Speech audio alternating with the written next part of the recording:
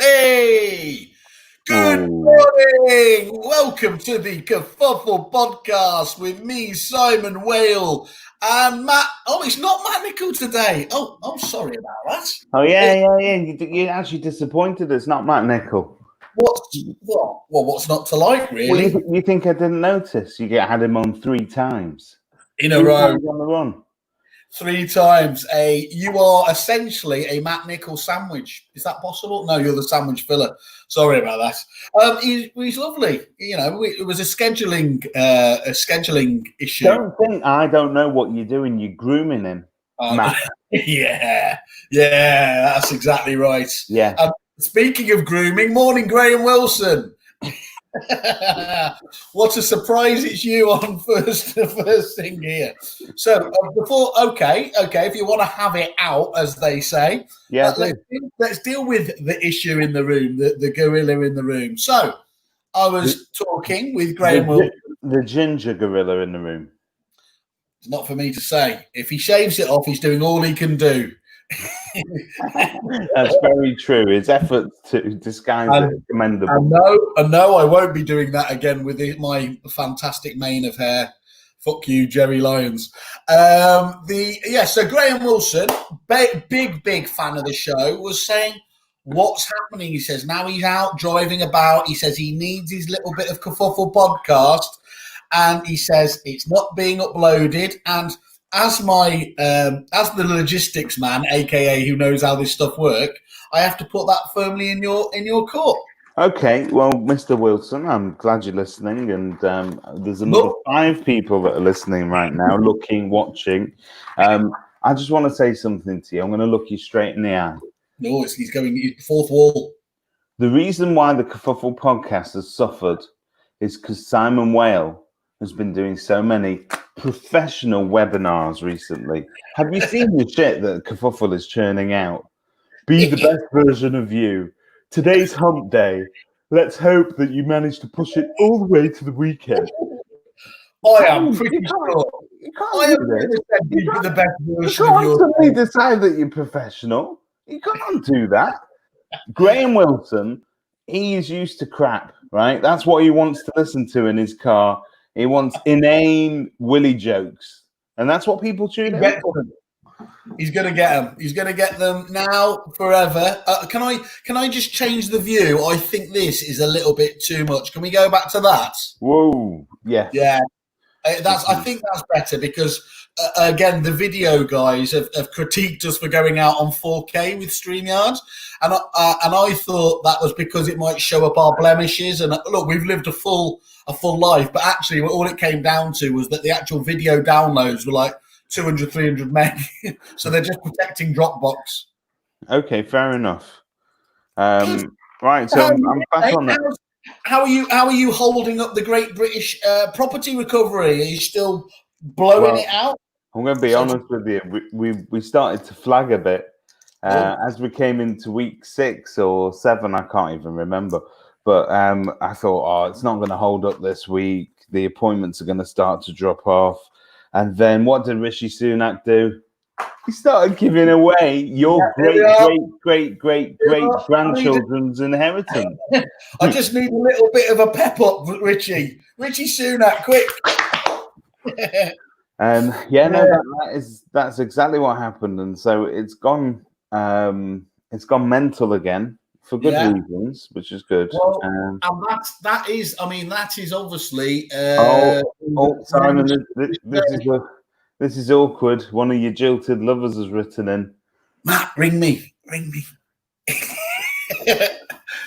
Look, he couldn't be on, David, because he's got a busy business to run and prosper with. So it was. I saw Right Move again just this morning saying the busiest day ever on the website, wasn't it? Oh, here we go. Dear Barry Talk points of view. Investors and second home buyers will benefit from stamp duty reductions, paying just 3% on the first 5. Well, that's a serious. No, we don't do that. Wrong show. Wrong show. You want a kerfuffle? You want a kerfuffle webinar? This is a Take podcast. it to Overman. Take It's it a to podcast. Overman. We're not interested in that shit. We'll come back to that question shortly once David's brain's booted up. All right. Yeah. So did you hear what I said though? They've just reported obviously that Rightmove said it was the busiest day ever, and obviously everything's gone completely off the charts, hasn't it? That is Rightmove's job, though. What to put out news stories like that, or 9/11 was the busiest day ever. Every day is the busiest day ever for them. If there's a national disaster, it's a busy day. If it's a holiday, it's a busy day. Rightmove's relevance, it's a busy day. Right, I thought you. I'm not. You're not buying that propaganda. I'm not the real Matt Well, Nichol. it's funny that as soon as we talk about that, you take it straight back to 9/11. It doesn't take anything to get you into conspiracy theories, does it? Okay, so it's not at all strange that no Rightmove executives were on a plane that day. Not strange to you. That's not strange. I didn't find that strange. It was the it was the other shooter behind the grassy knoll. Do you know what I love about this? There's still moments where I can push you into total awkwardness. I can actually still trust you. It's like this side of the brain starts saying, "Say something, say something." Fucking hell, he's gone again. He's gone again. Can I talk to you about me? Please. Yeah. Can I stop you? We've been going at least 3 minutes and we haven't done it. So I have in my hands here the something from Manchester University from the hospital. So I don't want you to panic. I'm all fine. Okay, I'm not positive as they say, but it's from the sleep hospital, and because I have such erratic sleeping habits, they dispatched a little box to me yesterday with this sleeping kit, and I had to. I might send you a photo later, and it looks a little sadomasochistic. But what I like about it, have you ever heard of the Epworth Sleepiness Scale? It's basically a scale, a survey that asks you a series of questions about, what's the chance of dozing, and from that they can establish if you've got a problem. Now so 0 is would never doze, 1 is a slight chance of dozing, 2 moderate, and 3 high. So sitting and reading, what's your chance of dozing? Not now. Sorry, I'm with you. Good morning. Welcome to the Kerfuffle. Welcome again. Right. So come on, I'm filling this in. We're doing it right. What genuinely sitting and dozing? Like that's like on a 1 to 10. 6. No. Again, this was why it was so important. Listen to the minute. 0 would never doze. 1 slight chance of dozing. 2 moderate chance. 3 high chance. So 0. I'm going to go with a 3 on that one, please. Oh, watching TV. 3. Sitting inactive in a public place, e.g., theatre or meeting. If it's a meeting. 3, definitely a 3. Kerfuffle podcast. 4. Is there an option for 4? Okay, let's get to the interesting ones. Interesting. Sitting and talking to somebody. It's like, just the idea you fall asleep there. Sitting quietly after lunch without alcohol. Well, first of all, what? First of all, that's not lunch. Everyone knows that. Yeah. It's brunch at best. Now, this is where it gets a bit weird. So this is where they ask you to ask your sleep partner, click any of the following behaviors that you observe the patient doing while asleep. Loud snoring, light snoring, grinding teeth. But this is where it goes up a scale. Bedwetting. You do a bit more than observing then, don't you? What kind of bedwetting? The good one or the bad one? Yeah, exactly. There's number 1s and number 2s, so that's all right. Absolutely. Now, head rocking or banging, the idea that you're just there. And then I suppose for those that are still lucky after a lifetime, becoming very rigid. I observe. Are you wearing a whole? Is there sleeping apnea? Is that what they call it? That's exactly, it's sleep apnea. Yeah, so it's there. So it asks you again.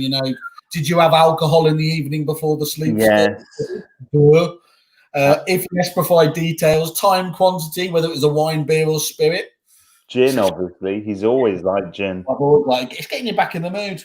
And then, did you take any medication before going to bed? So, and so when you wear this kit, are you expected to be in your own secure, sterile environment, or can you still lie next to the dead hooker in the hotel room? No, you've got to do this because I mean, this was you've got to put these horrible things up your nose, which is that's sacred. Okay, and what do you hope to achieve from this? Other than no, yes, and it does record you. So yes, it says you snore like a small dog. You snore. You can't be trusted not to choke in your own sleep. But because, as you said, we've spunked all the money on coronavirus. There's no solution to any of this stuff anymore. So yeah, I've unfortunately, and that is a serious point. Have you seen the Tories have now said you've got to lose weight, you fat bastards? Because they're saying this second wave is coming along, which you have. And to be fair, you are starting to waste away. I've noticed, David, or Dr. David Mintz. No, well, it's just a haircut, a really good one. It's just made me look thinner than I am. No, I'm actually just as at risk as anyone else. So really, honestly, on behalf of all the country. And everybody in the industry, Simon, I'd like to thank you at a time where our NHS is going to be stretched to almost beyond capacity for taking up vital resources like that bloody sleep machine so that we can work out why Simon's not getting arrested tonight. Anyone that knows you well will tell you exactly why you're not sleeping well at night. All right? Okay? All right? Yeah? Just to be clear. Doctor for that. Just to be clear, just so we don't go full Ratner, I didn't ask for it. I went many months ago before all this happened. Well, although this show did predict the coronavirus, didn't it? We were completely, and I think we spread it. We were the super spreaders, albeit digitally, of the coronavirus. So that was nice. Do you want to do a couple of stories? I'm gonna do. Can I do my favourite story of the day? Because because we reviewed the industry press and it's a little bit slow at the moment. You've got the usual stories of Savills predicting that the recovery is going to take longer than normal. I don't know what a normal recovery is, and I don't know what they were predicting before this all kicked off. But this story, there was one story that was buried all the way at the bottom.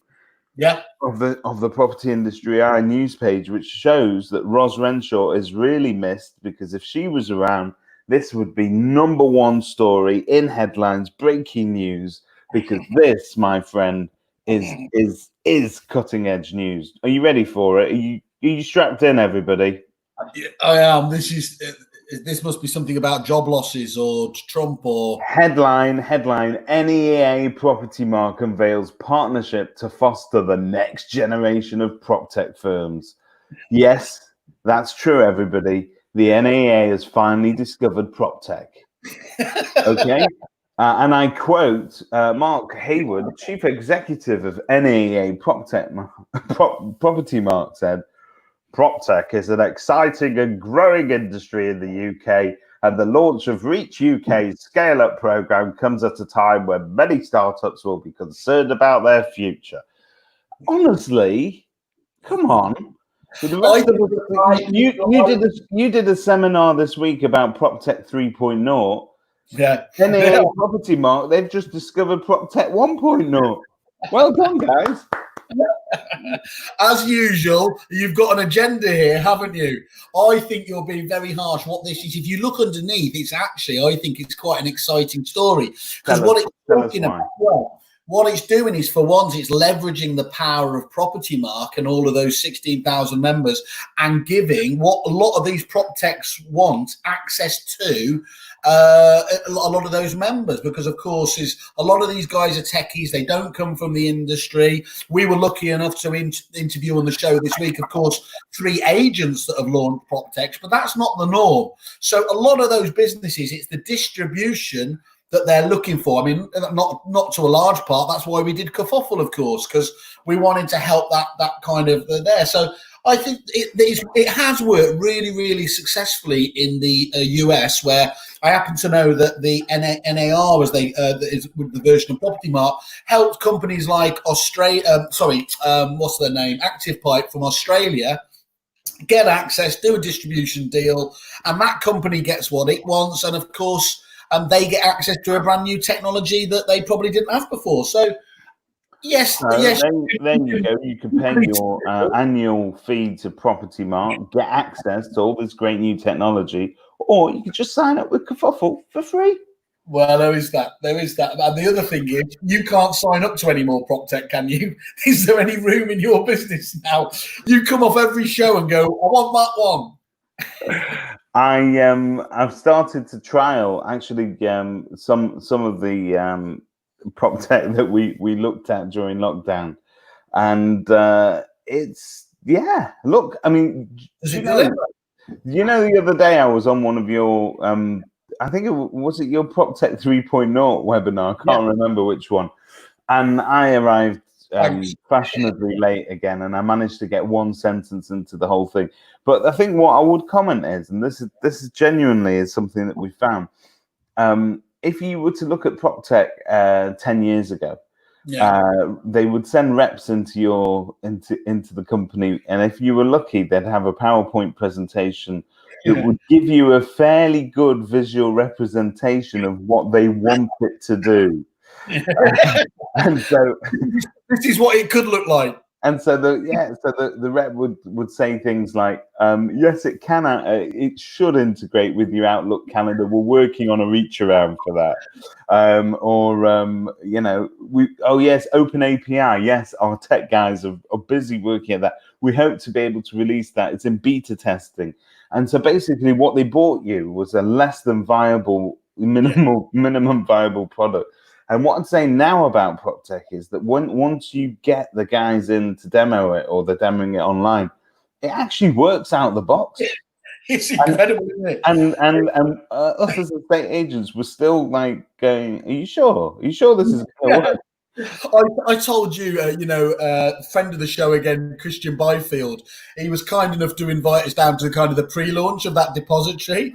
And I sat there with, popcorn again, waiting for the inevitable bugs and everything else. And it was like this product had been around for 5 years. And it was like, you're not allowed to do this. In fact, Paul Morgan christened it the minimum whale product, which is normally what you would have is a product that is ridden with issues for months and years before it goes live. By the way, do you think that's purely coincidence that I stop in prop tech and then all of these people sort themselves out? I don't think it's any coincidence at all. I think it's a happy coincidence. Kerfuffle's raising standards. We are insisting on this higher level. They've got to hold themselves up to a high level in a way that I never did. No, but it's definitely encouraging, and I think and that's why I can't get enough prop tech at the moment. But it's good that look. Property Mart doing their thing. It's good. Hey, did another friend of the show, did John Paul get his Property Mart directorship or whatever it was he wanted? Congrats to him, and Zoe Bywater's been elected to the board there. So that offers up a next generation, doesn't it, of it? So do you? Can we claim that? Is that the Kerfuffle bounce? I don't think anyone had heard of John Paul before we had him on, did they? Certainly nobody took him seriously at all, no. Exactly. So when you're ready, remember your friends in power, John Paul. Yeah, we're ready. We're ready for Prop Tech 2.0. The way we kept reminding him that it was very Game of Thrones, and like the Lannisters, our debts need paying. So, in other news, there is now an app that enables employers to quickly and easily locate lone workers in an emergency. Come on, guys. You know that's going to be abused. Yeah, I was going to say, please tell me that's locating your own staff. No, it's a recruitment app that Nicola Broomham's just released. You can locate other people's staff. That would be amazing. That would be amazing. Yeah. Where are they? They're at number 123 High Street. Get the van. Yeah. Costa. They're in Costa. Do you want another job? That is so going to be abused. That is not going to be used to ensure your safety. It's going to be used by managers to say, I saw you were pulled over in a lay-by eating a Ginster's pasty and having a crafty one at lunch. So Ginsters don't still exist, do they? They were an abomination back in the day. I think it's a staple diet of lorry drivers up and down the country. What, that and dogging? Why? Okay, now that we've got you on the show, and now this is not a sort of a webinar thing. Yeah, now it's just you and me. Now it's not a panel on dogging. But can I ask you once and for all, because we mention dogging a lot, and I know we always giggle. What to you is dogging? What? What to you is dogging? What's the definition of dogging? So dogging is going in your understanding as an amateur. Into a remote space, normally a set of woods or a lay-by, and having sex with strangers is my understanding of what it is. Right. And I'm very clear about this. Okay. And it's consensual, obviously. Yeah. Otherwise, I have to check. I've never done it before. I just wanted to know. And again, I want to stress, neither have I. But there was genuinely. So you can't just come up behind somebody in a car park, knock on the window, and go, "Excuse me, sir."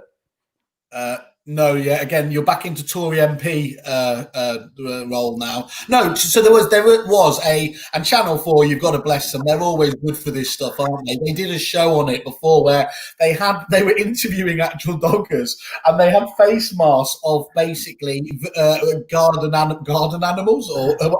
So like a guy with a Brummie accent with the face of a squirrel going, "Oh, I love dogging. It just gives me such a spark to my life."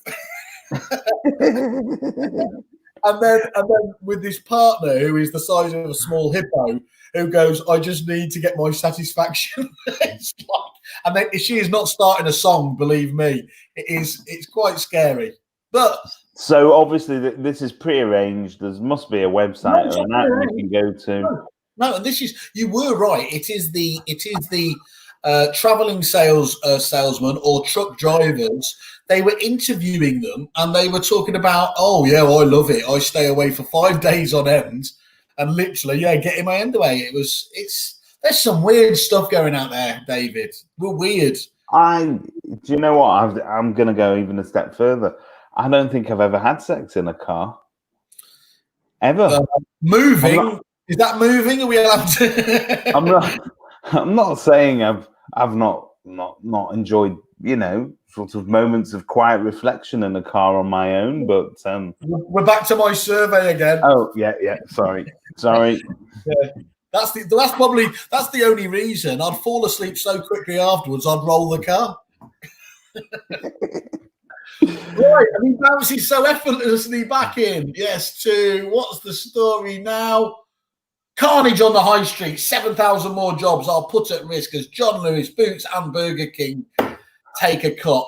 Companies have already set out plans to cut 150,000 jobs following the economic shutdown. Now, can I link this to another story? Because it's from America, but it's relevant here. And it's the point that the NASDAQ, obviously one of the stock exchanges, the tech exchange there, hit a record high as tech stocks continue to rally. There doesn't seem to, we spoke about this before, there seems to be no link at all with where the stock markets are going at the moment and the economic news. And I know they factor in, obviously, the future stuff, but it's a bit bizarre at the moment. We obviously had that very, very solid and marked, obviously, drop. But it's bounced back as if just to say, this is nothing now. Don't you think? But isn't that just what's happening in property land as well? So you've got this unnatural surge that nobody truly predicted. And I don't care who you are or what you say. None of you expected the past 6 weeks to be the way that it is. None of you. Not one of you. Not even you, Nickel. All right.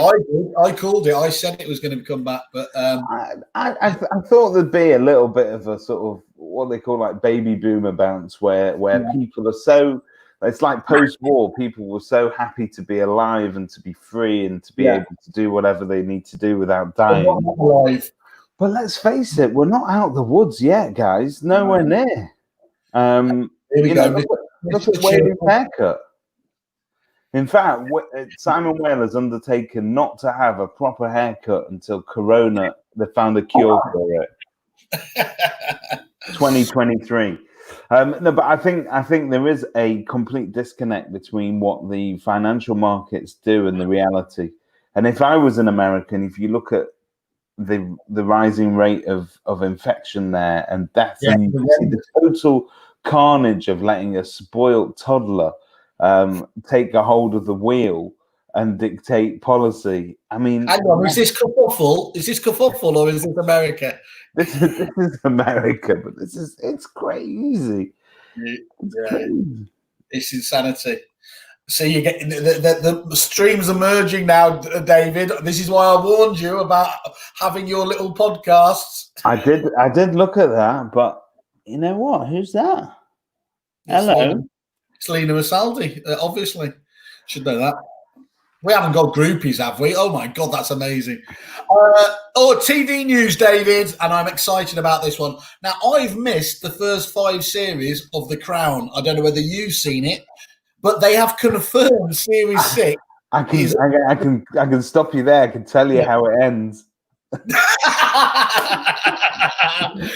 brilliant. Well, I hopefully, before it ends... Yeah. If Series 6 is all about Prince Andrew, I'm in. Have they done the Mercedes in a tunnel in Paris yet? No, I don't know. I haven't watched it yet. I haven't watched any of it, so I'm going to make sure that I do get into it just to see. Ooh. I think it's taken a little turn for the worse. Good morning. Morning again. Hello. Hello. The idea that you could have Prince Andrew talking about his non-sweating in a TV series would be particularly exciting there, because of course, and I don't know, we haven't even met up about this Ghislaine. Anyone who's seen this horrific Epstein documentary, obviously on Netflix, I had no idea that Ghislaine Maxwell was actually Robert Maxwell's daughter. Good morning, Louise Johnson. Hello, Louise. Well, what I think is amazing about this whole story is you having difficulty pronouncing Ghislaine. Who honestly wakes up in the morning and goes, what are we going to call her? Wow. Let's think about how we got here. I have no problem saying that word. It's absolutely. I think the S is I'm going to presume the S is, it's a French thing, and the S is completely silent, and it's something like Ghislaine. Oh, okay. Well, or even Gillian. Should we just call it Gillian? I think you're missing the point here. If I'm honest, the issues are the sins of the father being passed down to. Okay, all right. Well, let's talk about that. This is a feminist story. The sins of Robert Maxwell very different to the alleged sins of Ghislaine Maxwell, right? Oh, it's not alleged she did it. I'm calling it. No, I have watched that. Have you watched the Netflix documentary on Jeffrey Epstein? What do you mean? Like I just asked you 2 minutes ago. Thanks for paying attention. No. I watched the first episode, and I was asleep before I think molested the third or fourth teenager. Hang on a minute. You fell asleep during the Epstein. Okay. Yeah, literally. I could not keep my eyes open. But look, everybody knew about this for years, and I think the true crime here is the same as Weinstein, isn't it? It's that everybody stood by for years and allowed it to happen. Everyone knew what they were up to. There was a price you could pay. And what they call it, in plain sight, don't they? Which is that rather horrific thing for turning a blind eye. It's more than in plain sight. It's a tacit sort of understanding between the establishment. I mean, if you look at Jimmy Savile's a perfect example in this country. The man had keys to children's wards in hospitals. He had his own key to the bloody hospital. Yeah. You know, and politicians and wasn't like that big one that the comedy ones they give you, is it? You know, like the big checks. They give you a big key, and he just. I mean, that's the only way that could be made any seedier. Oh God! But we're talking about generation after generation of TV presenter. It was known in the industry, and although we started to haul a lot of those guys over the coals in terms of going after what was the other DJ that was accused?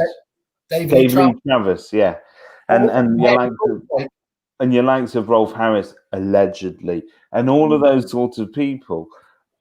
The truth is, not enough people lost their jobs in terms of accounting for allowing this to happen, and the same probably goes with Epstein and Weinstein and Goldstein and all the other Jews. Hang on, I just went full Nazi, didn't I? I'm so sorry. God, I'm so sorry. I'm going to save this for Sunday night when I do my podcast with the rabbi. I am so sorry. I'm so sorry. You bounced. Look, as long as it wasn't you. By the way, when you pop that up, Louise there was doing the groupie thing. She's just chasing down my expenses. So congratulations there, Louise, on finding a new way to harangue me. This is going to be really awkward. You know, in 5 minutes' time, I've got to jump on a really important call with one of the corporate MDs in our industry, and I'm bouncing from this show to there. Probably just. Well, okay. Well, let's give you some sobering tonic to get you out of there. Let's have a look at some cold hard news. Yeah. Go on. Oh. Okay. Wait a second. Redundancy consultations underway at ZPG. So news has reached us this morning that the redundancy consultations are underway with the ZPG group, and they've given this statement. The unprecedented difficulties faced by the property market require us to reflect on a way to give all our members such massive discounts. So we're firing all our reps. That is quite a story, that actually, isn't it? I'm surprised that they feel the need. Well, maybe some of our listeners and viewers can state: do you feel bad now? You forced the massive monopolies into giving you discounts, and now people are going to lose their job. Daddy's going to come home tonight, have to sit the kids down and go, do you remember that food that you liked eating? Or next week. Yeah. Now we're going to have to start up a new prop tech. We're going to sell it's a property mark, and it all starts again. No, but it is sad. You know what? All of this has a human cost, and that's what the politicians. I mean, it's great. We're on this merry-go-round at the moment where Rishi's just chucking out cash like nobody's business. Somebody is going to have to pay for it. The merry-go-round is going to have to stop eventually. And at ZPG, it's already stopping. And there'll be lots of people that will be high-fiving themselves this morning saying that this is how you bring, the massive giants to their knees. Yeah. That's let's wait and see on that one. So it's there. Anyway, I'm taking us back to medicine. So an 80-year-old doctor and longevity expert shares his 5 habits for a longer life. He says it's never too late to start. That's got to be. I can see a problem with that. You're not starting that at 79, are you? So first of all, eat like a Greek. Do you eat a lot of? I was going to say what, grilled cheese? Yeah. Oh yeah. Put me down for 10. I was going to say Pavlov, and then I realised that meant literally nothing. Okay, get your heart rate going. So it's shown that obesity and physical inactivity are 2 of the biggest contributors to a shortened lifespan. So we already know this, don't we? I've got an issue though. You see these babies here? Yeah. Beta blockers. I take those for migraines. Do you? Yeah. Migraines. So how does that get your heart rate going? How's that related? No. Well, your dad used to give you beta blockers when you were public speaking, didn't he? Very well remembered. I didn't know you knew that. So it basically keeps your heart rate at so I'm calm all the time, regardless of what's on fire. Even when you shouldn't be. Okay, Graham Wilson's come in with one last question. Okay, one last try from Graham. I've changed my question to include food to help you understand. The government is giving away £10 restaurant vouchers. Our problem is not listing enough properties. Do you think instead of stamp duty savings, they should have offered sellers vouchers off estate agency fees? And could Kerfuffle be in charge of giving them out? Well, Graham, if I can answer that question in reverse order, first of all, Kerfuffle is entirely the instrument of government, and it should obviously be trusted with this vital task of giving out what essentially equates to freshly printed money. It's not. I'm made for this, giving away free stuff. You would never abuse it, would you? You'd never abuse it. If you got a call from someone like Matt Nichol who said, "Come on, I need 10,000 Whaley bucks," we would see the hashtag Whalestein pop up everywhere. I don't know, Graham, if stamp duty dispensations are enough to keep it going. But it's all that he can do at the moment, and what he's saying is he's just. And actually, I think you made a much better point before. I think this government particularly, and the one before it, are guilty of absolutely raping the landlord contingent in this country, and what they've been collecting in extra stamp duty from them, hopefully, will make sure that they subsidise this bit of it. That is still a scandal. It won't work like it. Yeah, it won't work. I know that, but it's still a scandal that what they charge people for second, and it's not. You know what? At the end of the day, it's not necessarily. Corbyn would have had this really socialist ideal where you are effectively punishing people who have second homes that they leave standing empty. There's a very, very few percentage-wise of landlords or even proper business people that are willing to leave a house completely empty and not generating income. In Judaism, it'd be a crime to leave a house empty and not generating income, let me tell you. But so I'm not doing that. But if you look at landlords in general, they are actually providing that housing that the public side of the market cannot provide at the moment. So they're taking up that slack, and yet they're still being pounded with these massive stamp duty levies, and it's just not right. So it's my 2 pence worth on it. After a sermon like that, did you see what you've kicked off now, Graham? I've warned you. This is why. Well, hope you enjoy this, Graham, as you're driving around in your Land Rover, listening to the podcast, which definitely will be uploaded. Does he just drive his Land Rover around his own estate? Is it about 5 acres? Out the house. He does it to get out the house. So he goes, going to go listen to a bit of the podcast, and then he gets out there. That's it, man. Who are you going to meeting at 9 a.m? I am, mate. Yes, I'm going to. Right. Well, it's 2 minutes too. Let me get you in game mode. Who are we meeting? What, later? No, who are you meeting at 9 a.m? I can't say that. Obviously, they wouldn't allow me to start talking about it publicly. Okay. I'm just trying to gauge whether or not you remember who you're meeting. That's all. if Zoom just tells me what to do on a daily basis, so yeah, that's fine. So I think you've got a fantastic panel at 12:30, which looks at winners. That's it, Esther's. We're doing how to win. You what? How to win. Exactly, how to win. Are you joining us for that one? Are you able to join us? Yeah, well, because every winners party needs a Charlie Sheen, and I'm your man. I'm your man, baby. Okay, well, Tiger Blood or whatever I'll see you yet again. Been lovely waking up with you this morning. You can go and finish off your shower now. We should do this more often, yeah. We should do. And not just because, Graham, it's not like when your parents say, "Look, make up with the missus." We should do this because we want to. Thank you for standing me up for lunch last Sunday. It was emotional. You wouldn't want to have seen me, believe me. Good morning, everybody. Have a smashing day. Goodbye. Goodbye.